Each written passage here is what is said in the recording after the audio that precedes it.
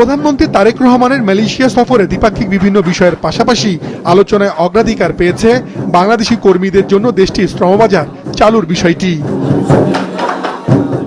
Malaysia থেকে ঢাকায় ফিরে মাছরাঙ্গা টেলিভিশনকে প্রবাসী কল্যাণ মন্ত্রী জানিয়েছেন, প্রধানমন্ত্রী সফরের পর বাজারটি চালুর বিষয়টি চূড়ান্ত করতে আগামী মাসে ঢাকায় আসছেন দেশটির মানব সম্পদ মন্ত্রীর নেতৃত্বে একটি প্রতিনিধি দল। ইনশাআল্লাহ পজিটিভ এবং এটা ইনশাআল্লাহ এই যে জুলাই মাসেই আপনারা দেখবেন ইনশাআল্লাহ আমাদের ওই দেশের মন্ত্রী মহোদয়রা এখানে আসবেন।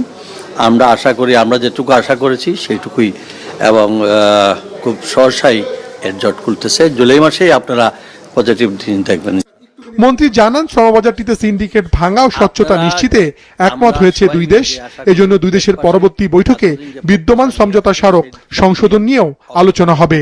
আমরা কোনো সিন্ডিকেটের সঙ্গে আমরা কোনো অতীতেও আমি বলেছি কোনো সিন্ডিকেট আমরা বিশ্বাস করি না, কোনো সিন্ডিকেটের সঙ্গে আমরা কোন চুক্তি যাব না।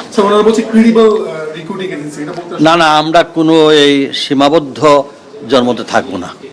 বিদেশে কর্মী পাঠানোর সঙ্গে জড়িতরা বলছেন, কিছুটা দেরিতে হলেও শ্রমবাজারটিতে স্বচ্ছতা নিশ্চিত জরুরি।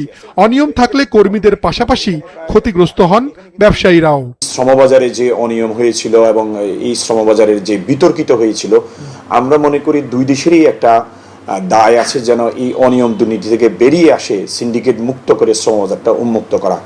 আমরা আশা করছি দুই দেশের সরকার সেই দিকে এগিয়ে যাচ্ছে এবং সরকার চাইলেই কিন্তু এটা করতেই পারে। আমাদের যে কর্মীদের স্বার্থটা দেখবে এবং এই সেক্টরের স্বার্থটাও দেখতে হবে। কর্মীরা যাতে অতিরিক্ত খরচ দিতে না হয় এবং যাতে এখানে স্বচ্ছতা ফিরে আসে, আগের মতো যেন কর্মীদেরকে এক্সট্রা কোনো টাকা সিন্ডিকেটকে দিতে না হয়। যদি আমাদের সংস্কার করতে হয় তাহলে আমাদের এমইউ কে সংস্কার করে বাংলাদেশ সরকার প্রত্যেকটি লাইসেন্সকে সুযোগটা দিয়ে দেখ।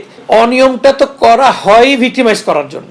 এইখানে তো অনিয়ম দিয়ে কোনো আপনি ভালো কিছু করবেন, অনিয়ম দিয়ে কোনো সুখকর কোনো কিছু আসবে, সেটা তো কখনই হয় না। 2024 সালে বাংলাদেশ থেকে কর্মী নেওয়া বন্ধ করে দেয় মালয়েশিয়া।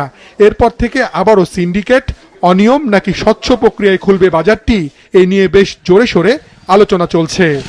আর বন্ধুরা, বর্তমানে বাংলাদেশ থেকে যারা মালয়েশিয়াতে ঢুকতে চাচ্ছেন তারা কিন্তু ভিডিওটি দেখে বুঝতে পারছেন যে মালয়েশিয়ার কলিং ভিসাটা আসলে কবে নাগাদ, কখন নাগাদ, কিভাবে কি পর্যায়ে খুলতে যাচ্ছে। এবং এই ব্যাপারটা কিন্তু খুবই ভালো যে বাংলাদেশ থেকে পুনরায় আবারও কিন্তু মালয়েশিয়ার কলিং ভিসা নিয়ে উদ্যোগটা নেওয়া হয়েছে এবং খুব শীঘ্রই মালয়েশিয়ার কলিং ভিসা খুলবে এবং সেখানকার যারা অবৈধ আছে হয়তোবা তাদের বৈধকরণ করা হতে পারে। এবং এর পাশাপাশি সেখানকার যে কর্মীগুলা জেলের ভিতরে বর্তমানে অবস্থান করছে তাদেরও কিন্তু হয়তোবা বাংলাদেশে ফেরত পাঠাতে পারে মালয়েশিয়ান গভর্নমেন্ট। তো যাই হোক, আমরা আরও বিস্তারিত তথ্য প্রতিনিয়ত আপনাদের মাঝে কিন্তু দেওয়ার চেষ্টা করছি। তার জন্য আপনারা অবশ্যই আমাদের চ্যানেলের সঙ্গেই থাকবেন। আমরা চেষ্টা করছি মালয়েশিয়া সংক্রান্ত বিভিন্ন ধরনের আপডেট তথ্যগুলো আপনাদেরকে দেওয়ার। যাই হোক, আজকের ভিডিওটি আমরা এখানে শেষ করছি। পরবর্তীতে অন্য কোনো বিষয় নিয়ে আবার আপনাদের মাঝে কথা হবে। যদি মালয়েশিয়া সংক্রান্ত বিভিন্ন ধরনের গুরুত্বপূর্ণ আপডেট ইনফরমেশনগুলো আপনারা আমাদের থেকে পেতে চান, অবশ্যই আমাদের চ্যানেলের সঙ্গেই থাকবেন। ভালো থাকবেন। আল্লাহ হাফেজ।